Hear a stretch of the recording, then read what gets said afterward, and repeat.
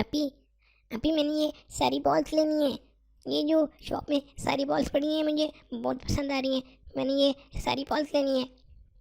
گڈو، امی ابو نے ہمیں صرف ایک کھلونا لینے کی اجازت دی ہے. ہم صرف ایک کھلونا لے سکتے ہیں.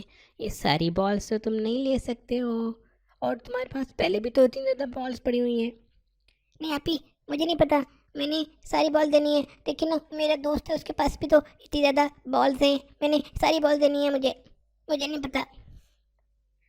گڈو، ایسے تو نہیں کرتے. ایسے تو جو گریڈی اور لالچی بچے ہوتے ہیں وہ کرتے ہیں. اور تمہیں پتہ ہے نا کہ لالچی بچوں اور گریڈی بچوں کے ساتھ تو بہت پھر برا سلوک ہوتا ہے. یہ تو اچھی بات نہیں ہوتی ہے. نہیں اپی، کچھ بھی نہیں ہوتا ہے. مجھے نہیں پتا ہے. میں نے یہ ساری بال دینی ہے. گڈو، تم نے وہ کہانی نہیں سنی ہوئی لالچی کتے والی؟ نہیں اپی، کون تھی کہانی؟ کون تھی لالچی کتے والی کہانی؟ چلو میں تمہیں سناتی ہوں وہ کہانی. تو ایک دفعہ کیا ہوا، ایک کتا تھا، وہ بہت لالچی تھا. کسی کو بھی کوئی چیز نہیں دیتا تھا، ہر چیز خود کھاتا تھا. اور جو اس کے پاس ہوتا تھا اس کے اوپر شکر نہیں کرتا تھا، بلکہ باقی چیزیں لینے کی کوشش کرتا تھا. کبھی کسی کی کوئی اور چیز لینے کی کوشش کرتا، کبھی کچھ اور کبھی بھی پھر وہ خوش نہیں رہتا تھا اس وجہ سے. تو پھر ایک دفعہ کیا ہوا، کتے کے پاس ایک بہت مزے کا گوشت آیا. اس کو بہت پسند تھا، اس کی فیوریٹ فوڈ تھی. وہ اس کو مل گیا. اس کو پکڑ کے وہ جا رہا تھا تو اس نے دیکھا کہ راستے میں ایک تالاب آیا ہے، اس کے اندر پانی تھا. اچھا اپی، پھر کیا ہوا اپی؟ پھر جب کتے نے دیکھا کہ یہ تالاب ہے، کتا تالاب کے پاس گیا تو اس کے اندر اس کو اپنی ریفلیکشن نظر آئی. لیکن وہ کتا سمجھا کہ یہ تو کوئی اور کتا ہے جس کے پاس بھی کوئی اتنا زبردست کھانے کا گوشت کا پیس ہے. یہ تو میری طرح کا کھانا ہے اس کے پاس. اچھا، پھر کیا ہوا اپی؟ پھر کتے نے کہا کہ یہ تو مجھے کھانا چاہیے، اس کو کیوں دوں میں کھانا؟ کیونکہ وہ لالچی تھا، وہ سب کا لینا چاہتا تھا اور شکر بھی نہیں کرتا تھا اللہ تعالیٰ کا، اور جو اس کے پاس تھا اس پہ خوش بھی نہیں ہوتا تھا. اس لیے پھر کتے نے سوچا کہ میں اس سے یہ پیس چھین لیتا ہوں. پھر اس نے ایک دم چھلانگ لگائی پانی کی طرف اور اس کتے کے اوپر اس نے پھونکنا شروع کر دیا. اور پھر کیا ہوا، اس کے منہ سے اس کا اپنا پیس بھی گر کے پانی میں چلا گیا. اور پھر وہ کتا بیچارہ بھوکا رہ گیا. اس کو اپنی گریڈی اور لالچی پن کی سزا مل گئی، کیونکہ وہ اتنا گریڈی ہو رہا تھا، اللہ تعالیٰ کا شکر بھی نہیں ادا کرتا تھا. پھر اس کو سزا ملی، جو اس کے پاس تھا وہ بھی چلا گیا. ہے اپی، واقعی ایسے ہوتا ہے؟ ہاں گڈو، جب ہم اللہ تعالیٰ کا شکر ادا کرتے ہیں اور جو چیزیں ہمیں اللہ تعالیٰ نے دی ہوئی ہیں اس پہ ہم خوش رہتے ہیں تو اللہ تعالیٰ ہمیں اور زیادہ دیتے ہیں، اور زیادہ نعمتیں دیتے ہیں. اور اگر ہم اللہ تعالیٰ کا شکر ادا نہ کریں اور یہ دوسروں کی طرف دیکھتے رہیں اور یہ کہیں کہ ساری چیزیں ہمیں مل جائیں، پھر جو آپ کے پاس چیز ہوتی ہے کئی دفعہ وہ بھی چلی جاتی ہے، اور پھر آپ کبھی خوش بھی نہیں رہ سکتے. اور جب آپ چیزیں شیئر کرتے ہیں اور اللہ تعالیٰ نے جو دیا ہے اس پہ شکر کرتے ہیں اور لالچ نہیں کرتے ہیں، پھر اللہ تعالیٰ آپ کو اور چیزیں بھی دیتے ہیں اور خوشیاں بھی عطا فرماتے ہیں، اور پھر اللہ تعالیٰ راضی بھی ہو جاتے ہیں. اچھا اپی آپ نے تو مجھے بہت اچھی باتیں بتائی ہیں. چلیں، آپ نے بالکل ٹھیک کہا. میں بالکل گریڈی نہیں بنوں گا. میں صرف ایک بال لوں گا. ہم اس سے پھر کھیلیں گے. اور بھی بالز پڑی ہیں میرے پاس. یہ والی بال مجھے پسند ہے. یہ ایک بال میں لے لوں گا، پھر ہم انشاءاللہ اس سے کھیلیں گے. ٹھیک ہے اپی؟ شاباش گڈو، تم تو بہت اچھے بچے ہو. چلو آؤ اب ہم چلتے ہیں. السلام علیکم ورحمۃ اللہ وبرکاتہ. پیارے بچوں، امید ہے کہ آپ سب خیریت سے ہوگے اور آپ کو آج کی کہانی بھی بہت پسند آئی ہوگی. بچوں، آج کی کہانی سے ہمیں یہ سبق ملتا ہے کہ اللہ تعالیٰ نے جو انعامات، جو نعمتیں، جو چیزیں ہمیں دی ہیں، ہمیں اس پر ہر وقت اللہ تعالیٰ کا شکر ادا کرنا چاہیے اور کبھی نہ شکری نہیں کرنی چاہیے اور لالچ نہیں کرنی چاہیے. اگر کسی اور کے پاس اللہ تعالیٰ نے جو نعمت دی ہے تو اس کے اوپر نظر نہیں رکھنی چاہیے وہ یہ نہیں دیکھنا چاہیے کہ اس کو یہ مل گیا، اس کو یہ مل گیا. بس جو اللہ تعالیٰ نے آپ کو دیے اس کے اوپر شکر ادا کریں.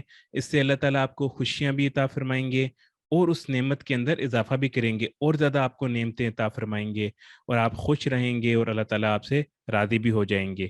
اس لیے ہمیشہ اللہ تعالیٰ کے دیے پر خوش رہنا چاہیے اور دوسروں کے چیزوں پر نظر نہیں ہونی چاہیے. اب ہم چلتے ہیں اپنے نیکسٹ سیگمنٹ کی طرف. تو بچوں آج رحمت والے باغ میں ہمارے پاس چھوٹے بچوں میں پہلے نمبر پر آئے ہیں محمد بن شہزاد. ماشاءاللہ آپ کا بہت اچھا ہوم ورک تھا اور آپ کی چیزوں میں کافی زیادہ امپرومنٹ آ رہی ہے ماشاءاللہ. محمد بن شہزاد نمازیں بھی اب پہلے سے زیادہ پڑھ رہے ہیں اور ذکر اذکار اور سنتوں پر بھی کافی عمل کر رہے ہیں. اللہ تعالیٰ آپ کو اور زیادہ عمل کرنے کی توفیق عطا فرمائے. آپ کو بہت بہت مبارک ہو. اسی طرح اللہ تعالیٰ آپ کو اور آگے بڑھنے کی توفیق عطا فرمائے. اس کے بعد بڑے بچوں میں ہمارے پاس پہلے نمبر پہ اس بار پھر عائشہ شہزاد اور فاطمہ شہزاد آئی ہیں. آپ دونوں کو بھی بہت بہت مبارک ہو. ماشاءاللہ بہت اچھا ہوم ورک جا رہا ہے آپ کو، اور جو تھوڑی بہت کمی رہ جاتی ہے چیزوں میں کوشش کریں کہ اس کو بھی پورا کریں. ماشاءاللہ بہت اچھا جا رہا ہے. اللہ تعالیٰ آپ کو اسی طرح مزید آگے بڑھنے کی توفیق عطا فرمائے اور قبول فرمائے. آپ دونوں کو بہت بہت مبارک ہو. اس کے بعد بچوں ہم آپ کو روزے کے بارے میں بتا رہے تھے. روزے کے فضائل اور جو نفلی روزے تھے ان سے کیا کیا فائدہ ہوتا ہے، کن روزوں سے کیا کیا ثواب ملتا ہے، وہ ہم نے آپ کو بتایا تھا. آج روزے سے متعلق تھوڑے سے کچھ مسائل آپ کو بتائیں گے. بچوں روزے کے اندر آپ کو پتہ ہے کہ صبح صبح سحری کے وقت ہم نے سحری کرنی ہوتی ہے، سحری کھانی ہوتی ہے. تو سحری ختم ہونے کا اصل وقت کیا ہے ہم آپ کو یہ بتائیں گے، اور اس کے اندر آپ نے کیا احتیاط کرنی ہے. تو بچوں جب صبح صادق ہو جاتی ہے، یعنی صبح صادق کا وقت، اس کے بارے میں ایک چیز تو یہ ہوتی ہے کہ آپ خود دیکھیں صبح صادق کب ہو رہی ہے. اس کا طریقہ علماء کرام سے آپ سیکھنا پڑتا ہے. تو دوسرا طریقہ یہ ہوتا ہے کہ جو اتھینٹک مستند چارٹس ہوتے ہیں اس کے اندر صبح صادق کا ٹائم لکھا ہوتا ہے، یعنی سحری ختم ہونے کا ٹائم لکھا ہوتا ہے. تو بچوں جو وقت وہاں پر لکھا ہوتا ہے اس کے اندر تھوڑی سی احتیاط ڈال کے، یعنی 1-8 منٹ اس سے پہلے، 1-2 منٹ اس سے پہلے ہمیں چاہیے کہ ہم سحری ختم کر لیں. بعض دفعہ ہوتا ہے کہ کچھ لوگ یہ سمجھتے ہیں کہ سحری تب ختم ہوتی ہے جب اذان ہوتی ہے. بچوں اذان تو کچھ لوگ دیر سے بھی دے دیتے ہیں، کچھ لوگ جلدی بھی دے سکتے ہیں. تو سحری ختم ہونے کا اصل وقت جو ہے وہ صبح صادق کا وقت ہے، یعنی جب صبح صادق داخل ہو جاتی ہے. صبح صادق کیا ہوتی ہے؟ اس کا آسان طریقہ یہ ہے کہ جو اتھینٹک چارٹس ہیں جس کے اندر سحری کا ٹائم دیا ہوتا ہے وہ صبح صادق کا ٹائم ہوتا ہے. تو اس کو دیکھ لیا جائے، اور اس کے اندر بھی کوشش کریں کہ جو نارمل چارٹس ہیں جو آج کل مارکیٹ میں ملتے ہیں یا موبائل ایپس کے اندر آپ جو ٹائم دیکھتے ہیں اس سے 2 یا 3 منٹ پہلے سحری ختم کر لیں. یہ احتیاط ہے کیونکہ ایسا نہ ہو کہ کہیں آپ تھوڑی دیر تک کھاتے رہیں تو پھر روزہ خراب ہو جائے. 1-2 منٹ سے کچھ فرق بھی نہیں پڑتا، لیکن 1-2 منٹ پہلے جو چارٹس ہیں جو موبائل ایپ کے اندر ٹائم آ رہا ہے اس سے 2 سے 3 منٹ پہلے سحری ختم کر لیں. یہ سحری ختم ہونے کا اصل وقت ہے.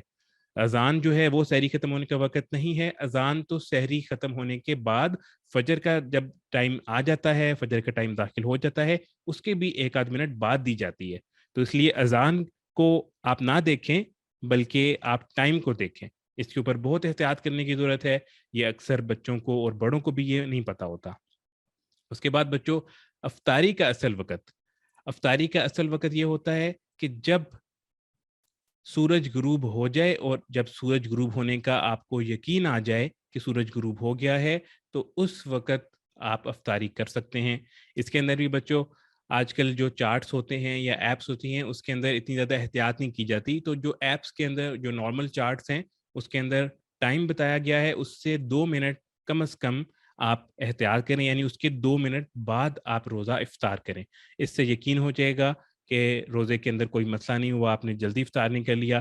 1-2 منٹ سے کچھ بھی نہیں فرق پڑتا. سارا دن اللہ تعالیٰ کے لیے ہم نے روزہ رکھا ہے، بھوکے پیاسے رہے ہیں، تو 1-2 منٹ انتظار کر لیں گے تو انشاءاللہ اللہ تعالیٰ اس کا اور اجر عطا فرمائے گا. یہ اس لیے یقین کرنے کے لیے کہ سورج غروب ہو گیا ہے، کیونکہ جو ٹائم ایپس اور چارٹس میں ہوتے ہیں اس کے اندر سم ٹائمز تھوڑی سی غلطی ہوتی ہے. اس لیے 1 یا 2 منٹ اس کے اندر احتیاط کرنی ضروری ہے۔ اس کے بعد بچوں صبح صادق اور غروب کا آنکھوں سے مشاہدہ نہ کرنے کی صورت میں گھڑی کے وقت میں احتیاط شامل کرنا ضروری ہے، جیسا کہ ہم نے آپ کو بتا دیا کیا احتیاط شامل کرنی ہے۔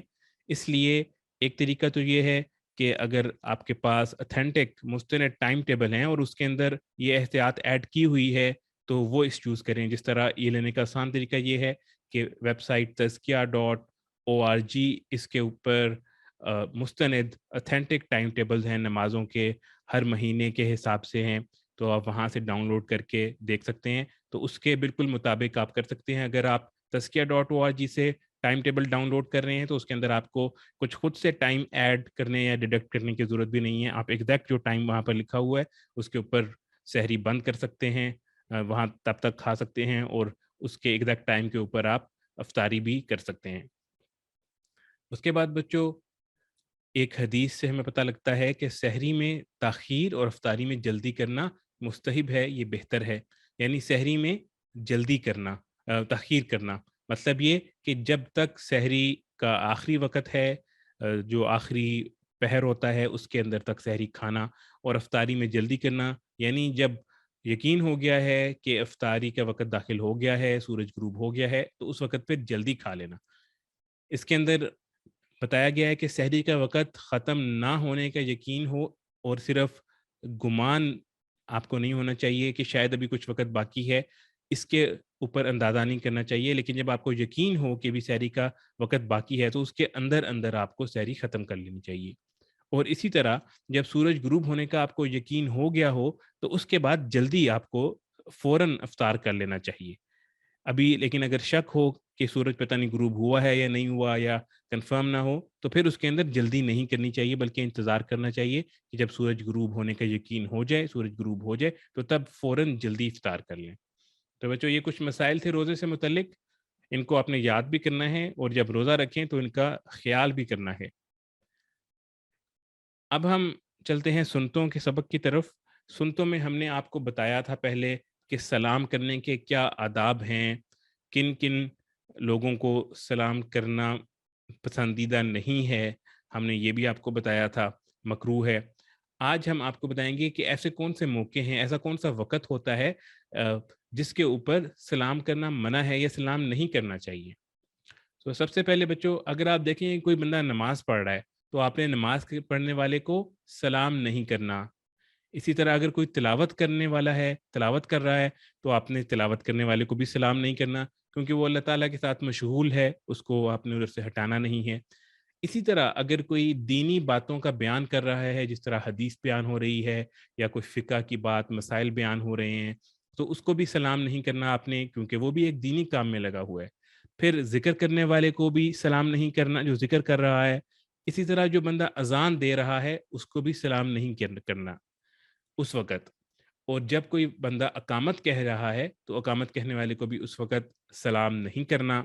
اور جمعہ اور عید کا خطبہ دے رہا ہو جب امام خطیب، تو اس وقت اس کو بھی سلام نہیں کرنا۔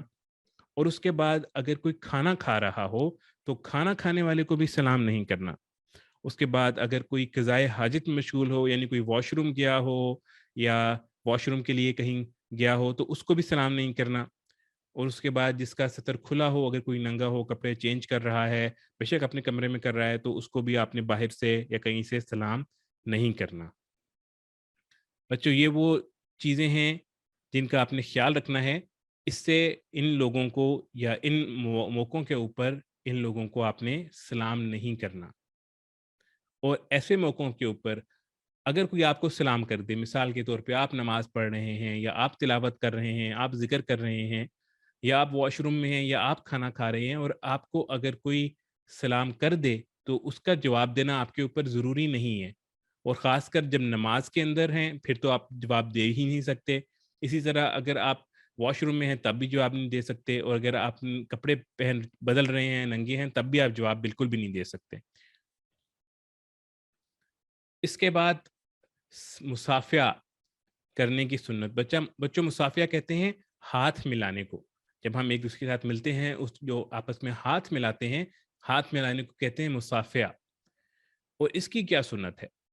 بچوں جب ہم سلام کریں کسی کو تو سب سے پہلے ہم اپنی زبان سے سلام کرتے ہیں، السلام علیکم ورحمۃ اللہ وبرکاتہ، اور سلام کرتے وقت مصافحہ کرنا یعنی ہاتھ ملانا یہ سنت ہے۔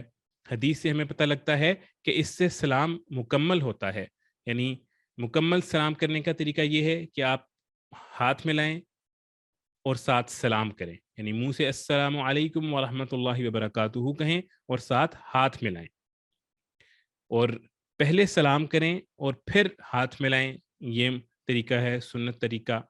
اور نمبر 3 پہ کہ جب ہاتھ ملائیں مصافحہ کریں تو دونوں ہاتھوں سے کرنا چاہیے، یہ بھی سنت ہے کہ دونوں ہاتھوں سے سلام کریں، ایک ہاتھ کی بجائے دونوں ہاتھوں سے سلام کریں۔ اور چوتھے نمبر پر کہ مشغولی کے وقت مصافحہ نہیں کرنا چاہیے۔ مشغولی سے مطلب یہ ہے کہ اگر کوئی شخص کسی کام کے اندر بزی ہے اور آپ کے مصافحہ کرنے سے، آپ کے ہاتھ ملانے سے وہ تنگ ہوتا ہے، کوئی بزی ہے، تو آپ کو زبردستی جا کے اس سے ہاتھ نہیں ملانا چاہیے، آپ صرف منہ سے ہی اس کو سلام کر لیں۔ اس کے بعد بچوں جو شخص تیزی سے کہیں جا رہا ہو اس کو بھی روک کے ہاتھ نہیں ملانا چاہیے، کیونکہ وہ اپنے کسی کام سے کسی وجہ سے تیزی سے جا رہا ہے، تو اس کو روکیں گے تو وہ تنگ ہوگا، اس لیے اس کو روک کے ہاتھ نہیں ملانا آپ نے۔ اور چھٹے نمبر پر یہ ہے کہ جو ہاتھ ملانا ہے مصافحہ وہ پہلی ملاقات یا رخصت کے وقت کرنا چاہیے، یعنی جب آپ کسی کے پاس گئے ہیں، آپ اس سے ملے ہیں، اس وقت آپ اس سے ہاتھ ملائیں، یا پھر آپ کسی سے رخصت ہو رہے ہیں، جا رہے ہیں، اپنے گھر جا رہے ہیں کسی سے مل کے، تو اس وقت آپ ہاتھ ملائیں۔ نمبر 7 پہ ہمارے پاس ہے کہ جب آپ کسی مجلس میں جائیں، بہت سارے لوگ بیٹھے ہوئے ہیں، تو اور آپ کسی ایک سے ملنے جا رہے ہیں، باقی لوگوں کو نہیں جانتے، تو آپ جس سے ملنے جا رہے ہیں صرف جا کر اسی سے ہاتھ ملائیں، باقیوں سے ہاتھ ملانا ضروری نہیں ہے۔ ہاں اگر آپ باقیوں کو بھی جانتے ہیں، باقیوں سے بھی آپ کی واقفیت ہے، تو ان سے بھی اگر آپ سلام کرنے کے ساتھ ہاتھ ملا لیں تو اچھی بات ہے، اس کے اندر کوئی حرج نہیں۔ اور آخری بات بچوں جو ہاتھ ملانے یا مصافحہ کرنے کی سنت ہے وہ یہ ہے کہ مصافحہ کرتے وقت یعنی ہاتھ ملاتے وقت دوسرے کی راحت کا، آرام کا خیال رکھنا چاہیے، یعنی اگر آپ کو لگتا ہے کہ ہاتھ ملانے سے اگلا تنگ ہوگا یا اگلے کو تکلیف ہوگی یا کوئی اور مسئلہ ہوگا تو آپ ہاتھ نہ ملائیں، آپ صرف منہ سے سلام کر لیں۔ اگر اگلے کو راحت ہوتی ہے، اس کی راحت کا خیال رکھتے ہوئے آپ تب اس سے ہاتھ ملائیں۔ بچوں یہ تھی ہاتھ ملانے اور سلام کرنے کی سنتیں۔ یہاں پر ہمارا چھوٹے بچوں کا سیشن ختم ہوتا ہے۔ اب میں ریکویسٹ کرتا ہوں عامر جواد صاحب سے کہ وہ آئیں اور نیکسٹ سیشن شروع کریں۔ السلام علیکم ورحمۃ اللہ وبرکاتہ۔